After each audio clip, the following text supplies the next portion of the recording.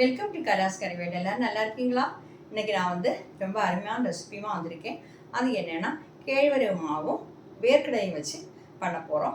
அது வந்து நம்ம எதிர்ப்பு சக்தி அதிகரிக்கக்கூடியது, இம்யூனிட்டி பவர் நிறைய கிடைக்கக்கூடியது. எல்லோரும் அதில் ஒன்று டெய்லி சாப்பிட்டா உடம்புக்கு ரொம்ப நல்லது. ஓகே, அப்போ எல்லோரும் இந்த வீடியோ ஃபுல்லாக பார்த்துட்டு ட்ரை பண்ணி பார்க்கணும். இந்த ஹெல்த்தியான ஒரு ஸ்நாக்ஸ் தான் இது. இந்த ராகி ஃப்ளோர் வந்து உங்களுக்கு வீட்லேயும் ராகி வாங்கி கழுவி காய வச்சு மிஷினில் கொடுத்து அதை பொடிச்சு அப்படியும் வச்சுக்கலாம். இல்லைன்னா நீங்கள் கடையில் வந்து ராகி ஃப்ளோர் வாங்க கிடைக்கும், ரெடிமேடாக கிடைக்கும், அதை வாங்கி நீங்கள் பண்ணிக்கலாம். ஓகே, அப்போ அதை எப்படி பண்ணுறதுங்கிறது பார்க்கலாம் வாங்க. பாருங்கள், நான் வந்து இந்த மாதிரி ராகியும் அந்த வேர்க்கடலையும் வச்சு அருமையான ஒரு ஸ்வீட்டு நம்ம வந்து இம்யூனிட்டி பவர்லாம் அதிகரிக்கிறதுக்காக நான் பண்ணியிருக்கிறேன். இந்த வீடியோ ஃபுல்லாக நீங்கள் பார்க்கணும். பார்த்துட்டு நீங்கள் அந்த மாதிரி ட்ரை பண்ணி பார்க்கணும். உடம்புக்கு ரொம்ப நல்லது. பாருங்கள், ஒன்று எடுத்து காட்டுறேன். பார்த்தீங்களா, சூப்பர் டேஸ்ட்டாகவும் இருக்கும். வாங்க அதை எப்படி பண்ணுறதுங்கிறது பார்க்கலாம். அதுக்காக நாம் முதல்ல ஒரு பேன் வச்சுட்டு ஒரு அரை கப்பு வேர்க்கடலையை வறுத்து எடுத்துடலாம். வறுத்த வேர்க்கடலைன்னா நீங்கள் வந்து கொஞ்சம் நேரம் ஒரு 2 நிமிஷம் வறுத்தா போதும். இல்லைன்னா ஒரு 4-5 நிமிஷம் அதை மீடியத்துக்கு லோக்கே இடையில ஃப்ளைம் வச்சுட்டு வறுத்துடலாம். பாருங்க, இது வந்து வறுத்த வேர்க்கடலை ஆனதுனால நான் 2 நிமிஷம் வறுத்துருக்கிறேன், போதும்.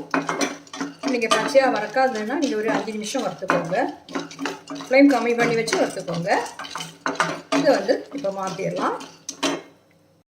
அடுத்ததாக நாம் இந்த பேனில் 1 ஸ்பூன் நெய் சேர்த்துக்கலாம். சேர்த்துட்டு இதில் வந்து 1 கப்பு கேழ்வரகு மாவு சேர்க்குறோம். ராகி ஃப்ளோர் இதை சேர்த்து ஃப்ளைம் கம்மி பண்ணி வச்சு நல்லா வறுத்தரலாம். நல்லா நெய்யில் வறுக்கும் போது இன்னும் நல்ல டேஸ்ட்டாக இருக்கும்.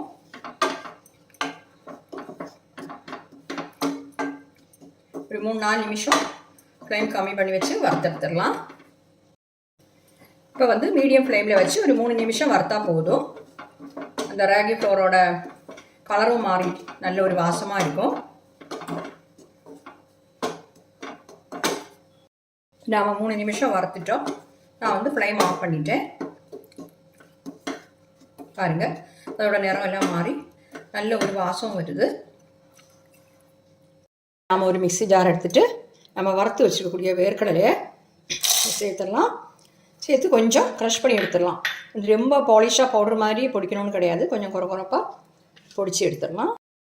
நம்ம வறுத்து வச்சுக்கக்கூடிய மாவை இந்த மிக்ஸி ஜாரில் சேர்த்துடலாம். ஆறுனதுக்கு அப்புறம் தான் நாம் வந்து இதை வந்து 2 சுற்றி எடுத்துட்டா போதும். இது கூட வந்து நாம் ஒரு அரை கப்பு துருவின வெல்லம் இல்லைன்னா உங்களுக்கு வந்து சர்க்கரை கிடச்சுன்னா அதையும் சேர்த்துக்கலாம். ஆர்கானிக் சர்க்கரை கிடைக்குமே, அதையும் சேர்த்துக்கலாம். இல்லை கருப்பட்டினா அதை சேர்த்துக்கலாம். உங்களுக்கு விருப்பம் இல்லை, எது வேணாலும் சேர்த்துக்கலாம்.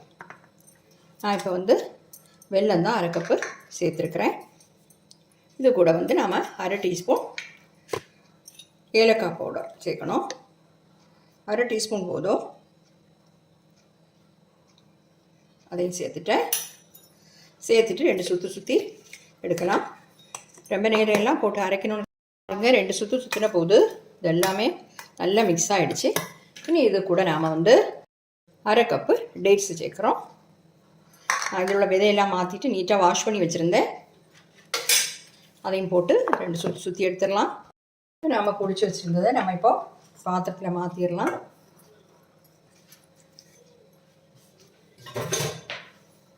எல்லாமே நல்லா மிக்ஸ் ஆகிடுச்சு. நம்ம போட்ட டேட்ஸு அதே மாதிரி வெல்லம் எல்லாமே மிக்ஸ் ஆகிடுச்சு. இந்த வேர்க்கடலை வந்து அங்கங்கே எப்படி கொஞ்சம் எப்படி இருந்தால் நான் சாப்பிட்றதுக்கு நல்லா இருக்கும். அது ஒன்றும் பிரச்சனை இல்லை.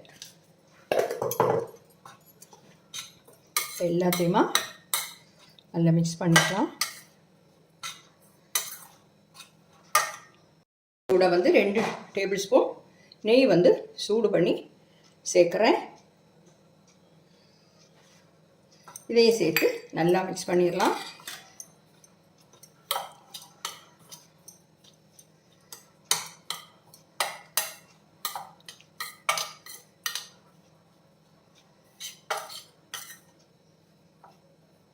நெய் எல்லா இடத்துலையும் படட்டும். அப்போ தான் நம்மளுக்கு உருண்டை பிடிக்கிறதுக்கு நல்ல பருவமாக இருக்கும்.